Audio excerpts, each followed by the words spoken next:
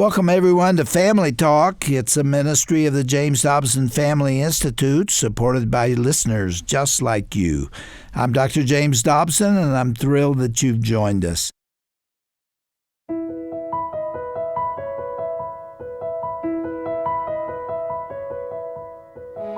Welcome to Family Talk. I'm Roger Marsh. Sobering statistic to start off this broadcast week. There are currently 11 million women in the United States today who have been widowed. And when you add in the guys, the total rises to 15 million widows and widowers. Now, here's another eye-opening statistic. 75% of American women will become widowed during their lifetimes. Now, you probably know someone whose life has been touched by the loss of a spouse. Maybe that loss is even your own. Mothers, sisters, friends, aunts, daughters. It's so important for all of us to take time to understand what these women are going through and to be willing to provide them with the prayers, emotional support, love, and care that they need during this time of loss. And also to remind the person who has stepped into this tender season that God is close to them to comfort and heal their hearts. I think of the words of Psalm 147, verse 3, so appropriate for someone who has lost a spouse. God heals the brokenhearted and binds up their wounds. Our guest today here on Family Talk is Dee Brestin. She is a dear friend of Dr. James Dobson and a fan favorite of our program. Dee is a speaker and author of the best-selling books The Friendships of Women and Falling in Love with Jesus. Dee has also written over 20 Bible studies, including Proverbs and Parables, and speaks at many large women's conferences throughout the year. Dee is a widow herself, having lost her husband Steve to cancer, but she remains thankful for the love that they shared and their 5 children and many grandchildren who all love the Lord as well. Now, before we get into today's conversation, we're going to listen to a clip with Dee from a previous interview with Dr. Dobson. She was discussing the story of Naomi in Scripture and how she handled her season of widowhood. Keep in mind this clip was recorded before Dee lost her husband Steve to cancer. Let's listen in right now. Dee, is it your observation that many women come into marriage expecting all of their needs for intimacy to be met in that marital relationship and are typically disappointed when that does not occur? Yes, I think the scriptural example we have of that is Naomi. She expected that all her needs would be met through her husband and her sons. And when they died, she was devastated and bitter and angry at God. And I believe God wanted to minister to her at that time through her 2 daughters-in-law, Orpah and Ruth. But all she could think was, I need my husband back. Dee Brestin may not have fully understood the depth of pain that Naomi was experiencing at that time. However, in today's classic episode, we'll listen to her as she shares about how to carry on after the loss of a spouse. This interview was recorded with our own Dr. Dobson and Dee Brestin almost 2 years after she lost her husband Steve to colon cancer back in 2004. Let's join them right now, right here on Family Talk. Dee is a wonderful lady, and she wrote a book called The Friendships of Women that sold more than 1 million copies, and she's spoken on that subject. Dee, you still speak, you told me, 30 times a year or so? I do, and I'm really thankful for my ministry. It's a reason to get up in the morning. And now you have a Bible study on the friendships of women. Yes, it's an in-depth Bible study on the friendships of women that has just come out. I have learned so much, even listening to that opening clip you played on how I said Naomi was bitter and angry. Well, that was before I had had a catastrophic loss. You kind of changed your mind about that. You know what? Huh? I'm a whole lot more sympathetic with Naomi now. Yeah. I know one of the things, she said all those things, and she said, I'm empty, and God has dealt severely with me when she was returning to Bethlehem. And after we buried my husband, we buried him near our cabin in Wisconsin, I came back to Nebraska. And as I was coming down the driveway, he didn't come out to meet me. And he always would. And he always would. He was often in the garden, wasn't he? That's right. That's right. And I went into the house, and it was so empty. And I went up into the bedroom, and there's that huge bed, and I knew I was going to have to sleep alone in it. And we used to call each other codependent insomniacs. And we would talk in the night and laugh and pray, and then he'd try to get me to sleep by saying winkin', blinkin', and nod, sailed out on a moonlight night. Mm-hmm. And he wasn't going to be there, and I thought, that's what Naomi felt. She saw all those places that she'd shared with her husband and her sons. She lost her sons, too. No wonder she was thrashing out and bitter and angry. And I'm a little more sympathetic. Well, we heard some long ago recordings of my mother after my dad died. And I remember one of the things she said is that my house has lost its soul. Yes. You understand that? I do understand that. And they were such good friends. Yes. And it was so very, very painful for her. Painful for their little dog. We had a little terrier named Benji who just worshipped my dad. He was usually in his lap when my dad was reading a book. And I went there to Olathe, Kansas, to pack up my dad's stuff, his clothes and things after he had died. And I was putting his suits in the suitcase and packing things up. And Benji, little dog, jumped up on the bed where the suitcase was, and he walked over to that suitcase and climbed into it. And sniffed all around. Sure. And then curled up there and went to sleep on my dad's coat. Yeah. You know, people who have not been through that kind of loss just think they understand it, but probably don't. You know, our youngest daughter said to me, Mom, I don't really like being around people who haven't suffered. Yeah. And I think that is often true. People who have suffered, especially a catastrophic loss, and I define that as something that changes your whole identity. Because you lose a spouse, or a divorce can do that, or losing a child. You have a knife in your heart that most people can't see.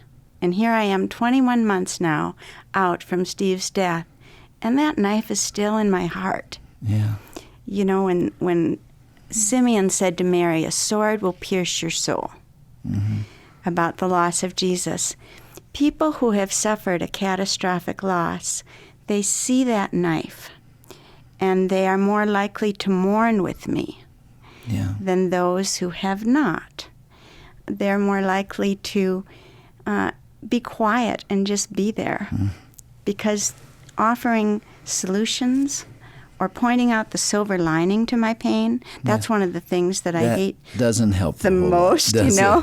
You know, you don't say the things you think. They'll say, well, it's so good you had a good man. And I think, yes, I sure miss him. Or it's good you had him this long, and I think longer would be better. Yeah. And it's good he wasn't suffering anymore. And that's true, but he suffered so much. And when you point out the silver lining, it's like minimizing your pain. Yeah. Though I know they mean really well. It's up to you to talk about the silver lining. It's not up to somebody who isn't going through it. Right. Again, going back to my mother, pardon the personal references here, but you mentioned identity. Her entire identity was in and through my dad. Yes. She wanted it that way. He was the person to whom she had grafted her soul early on. And she said when he died, she was no longer Mrs. James Dobson. Yes. She was Myrtle Dobson. And she didn't want to be Myrtle Dobson. She wanted to be Mrs. James Dobson. Her driver's license was changed. It was no longer Mrs. James Dobson. Her Social Security. I understand. All of that was gone, and she had to rebuild from scratch. And frankly, she never got it done. Right. She couldn't cope with it. Right. And it's difficult because in marriage you become one. The key, I think, and I think God really prepared me so long ago because he is so good for the loss of Steve at a young age. When I wrote the original Friendships of Women, I was talking about dependency because women tend to be dependent in relationships. 2 little girls play well together, but 3 little girls don't. And I was watching our then 8-year-old Sally, and she and her best friend, they were almost anxious when they were apart, and they'd borrow each other's clothes and even toothbrushes. And So I was getting concerned, and I said to them, I said, do you think you two are dependent on each other? And they said, well, what does dependent mean? And I was searching for a simple synonym. I said, well, do you think you need each other? And they said, yes, we need each other. And it's a good thing, not yes. a bad thing. Right? And then Sally said, well, is that bad? And I have this in the original Friendships. I said, well, we should cherish our friends, but the only one that we should depend on is Jesus, because he's the only one who will never betray us, never move away, and never die. But even as I said that, I thought, if anything happens to Steve, I hope a total care nursing home will take this 40-year-old woman and her children. And I do think it's a challenge, but in a marriage, if you can help each other find strength in God, you are doing each other such a favor. Yeah, there's the stability, isn't yes. it? And you've needed a lot of that assistance, Dee. In the last 4 years, you've said goodbye, not only to Steve, your husband, who was a physician, yes, but also to your mother and your father. That's right. The impermanence of relationships in this all too quick and passing world makes it very difficult when that occurs. Right. We are a vapor.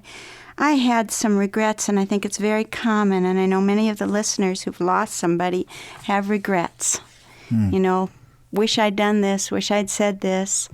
But I think one of the things that I have done is I have let those regrets lead me into repentance. Steve wanted me to keep speaking. We thought he had 4 years. He had 14 months. I wish I hadn't spoken at all. I wish I'd stayed with him the whole time. Oh. Tell us about the good man that you were married to. He was an orthopedic surgeon and just a wonderful, wonderful husband, father, and doctor. How many years were you married? 39. We married young. Thank God. Got an early start. An early start. And he had cancer. He had colon cancer. 4th stage colon cancer was the diagnosis. And he just, the funeral was such an amazing thing. I mean, we had to go to the biggest church in town, and still not everybody could sit down. And the children, all 5 of them, stood up and talked about their dad. And each one of them shared a different aspect. And so many men left that day saying, I've got to be a better dad. Yeah. Because, like our daughter Sally said, every time I came into the room, he'd put down whatever he was doing and say, what's on your mind, honey? And he laughed with the kids. Our daughter Beth, who we adopted when she was 12, said, I liked it when Mom went away speaking because we'd have father-daughter weekends. And we'd do whatever I wanted to do. He was full of the love of Jesus. You wrote that the deathbed and your determination to be there with him was a very special time. Why was that special to you? One of the things that I have learned is that parting scenes are important.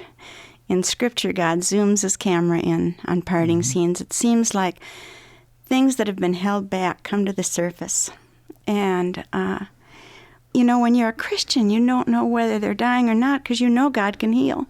Yeah. And so it wasn't until they said 90% of his liver is covered with cancer that we began to think, yes, he's really going to die. And all 5 children were there, and he called each one in like Jacob to say goodbye. Bless them. To bless them, to tell them why he was proud of them. Our youngest daughter, Annie, stood up at the funeral, and I expected the older children to be articulate, and they were, but she blew people away. She said, I would challenge you to be thankful, because my dad was such a thankful man. Every night at dinner, he would push back his chair and say, that's the best meatloaf I ever had. And she said he didn't need the new thing. He liked what he had because it worked. And she talked about how she crawled up on the bed and he held her. And he said, "Annie, I am so glad I got to be your daddy. And I am so sorry that I have to leave you." But he said, "I will always be your daddy, because death hides, but it doesn't divide." I must say right here that there are fathers who are listening to us right now who are pouring every last drop of energy into being a big man, into building a business or making money or becoming important. And they've got little kids around them, and they're not aware that that moment is coming for all of us. Yes. Why not live now like you will hope you had lived Yes. when that moment comes for you? Yes. And when your children are gathered around. There's nothing more important in life than that. I wish we could get a hold of that when we're young. Yes. Because the years go by so quickly. So he died in, I believe, October of 2004. October 16th, 2004. Yeah. Yes. All right. What have these 2 years been like, Dee? You know, the first year was very hard, and I felt frozen. I thought that when we got to the anniversary of the second year, it would be better. But the beginning of the second year was harder because the shock was gone. And then I realized he's really not coming back. One of the things I've appreciated is there were some friends who wrote me on the anniversary of his death, and that they were still hurting with me, that they still cared. That meant so much. I feel that I am, as you said, getting my legs under me. This summer has been a healing summer. I do see how God has prepared me. I did this trilogy with Kathy Tricoli on approaching Jesus as our bridegroom, never dreaming I would need it so dramatically. And I'm learning how to let Jesus be my husband. I'm still learning. But he does promise that he will be a husband to the widow and a father to the fatherless. And I can't tell you how frequently I pray that prayer. I was coming home from the airport one day, and all the lights on my dashboard started flashing. And I said, "Okay, Lord, you said you'd be a husband to the widow, and I need a husband right now." And then I remembered that as he was dying, Steve called and got OnStar into my car, and I'd never touched it before, but I touched it, and this voice came out of the heavens and said, "Mrs. Brestin, are you in trouble?" And I said, "I am." And they said, "Are you going home?" I said, "I'm trying." And they said, "Well, you have 112 miles to go. Just a minute." They said, "It's a problem with your brakes, but it's not serious. You'll be fine." Thank you. Steve had provided that. Steve had provided that. He knew you would need it. He knew I would need that. And approaching Jesus as my husband is so important. There's times where you feel sorrow and joy at the same time. Does that sound crazy? Nope. Like I watched my grandchildren skip stones into the path of the sunset, and it was a joyous moment, but I wish Steve could have been there to share it with me. But I had the thought, but Jesus is here with me, and he is happy that I'm enjoying what he's created. And you're going to see him again. I am definitely going to see him again. Dee, when you think back on your early days of marriage, are those memories precious to you now? Do you want to forget that because it's so painful, or do you go back and experience it and live through it again? Oh, memories are a great comfort. And one of the things that I love when friends will remember things too. All right, that's something I want to ask you, because the natural tendency when you're with somebody who is grieving is to go nowhere near the grief, and so you avoid all that. And I remember my mother again saying that his memory is what I think about all day long. It's what I want to talk about. It's what I care about. But my friends are afraid to talk to me about that. I think they must think that I've forgotten, though I haven't. I think about him about every minute. And so I love it when they bring up his name or remember something he did. And the letters that ministered the most to me were those that remembered things he did, because there were so many things he did I didn't know, too, as a doctor. House calls or not charging a patient or something like that. And they'd write and they'd tell me, and I thought, I'm not surprised. And when they still talk about them, it means so much. So don't stop talking. And I think also there are those listening out there that have the multiplied burden of grief and shame. It's easier to lose a husband to cancer than to suicide, I think. Yes, and there are people listening to us right now who've been through that. Yes, or other things. Even, I remember going up to a woman whose son had just been given a prison sentence. And I said, I hear you're going through a hard time. She said, oh, Dee, nobody's ever said anything to me. Mm-hmm. And just to let them know you care. Yeah. You don't have to have answers. You don't have to have answers, for sure, but just let them know. There are no answers. There are no answers. Have you heard of the Jewish tradition of sitting Shiva? That is what Job's friends did, only exactly. They didn't do it right. Well, the first 7 days they had it right. They didn't say anything. They just saw how greatly he was suffering, and they mourned with him. But then they blew it. Yeah, then they began trying to straighten it all out. Then they told him why he was suffering, and they were wrong. But the first 7 days, they did it right. And I love that concept of just, I think about when Steve was diagnosed, he was in the hospital, and my friend Lorma came in, and she put his hand on his heart. And the tears just welled up in her eyes, and she didn't say anything. That ministered. Yeah. Dee, I've never hated to end a broadcast so much in all these years, I think, but our time is gone. I want to pick up right here next time. Okay. And have you share some more of what helped and what hurt. Okay. And how we can be of help to others. And especially how can those who are going through the grief that you've gone through get a handle on it and begin to live again. And you have a lot to say. Let's pick it up next time. Sounds good.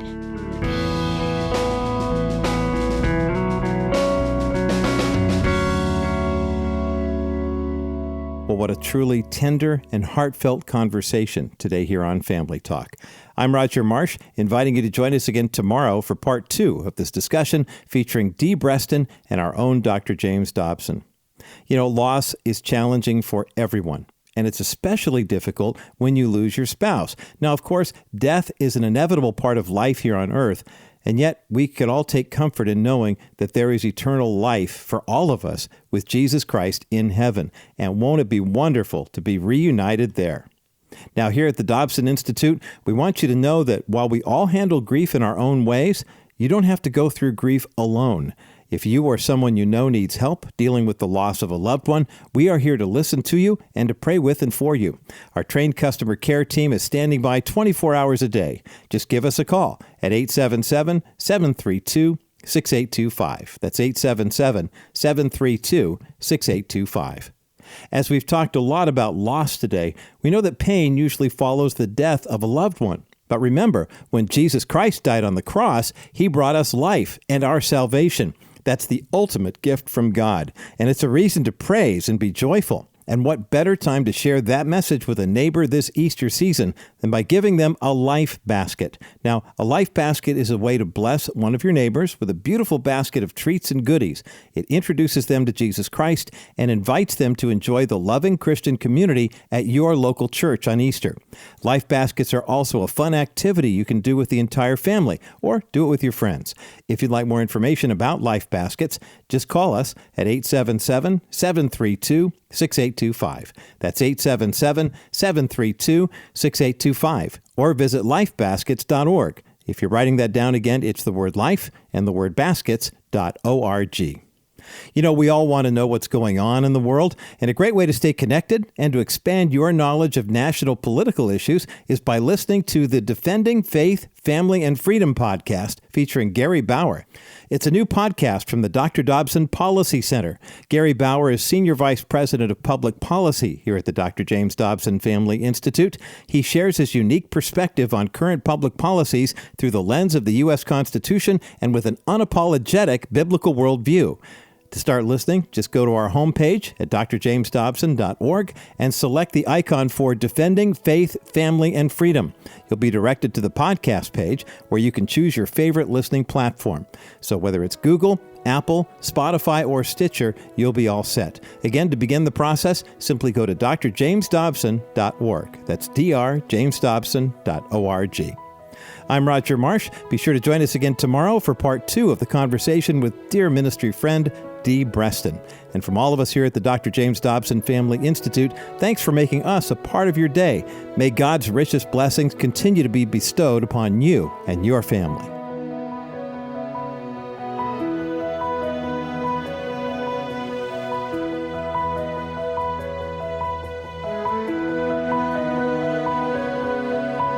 This has been a presentation of the Dr. James Dobson Family Institute.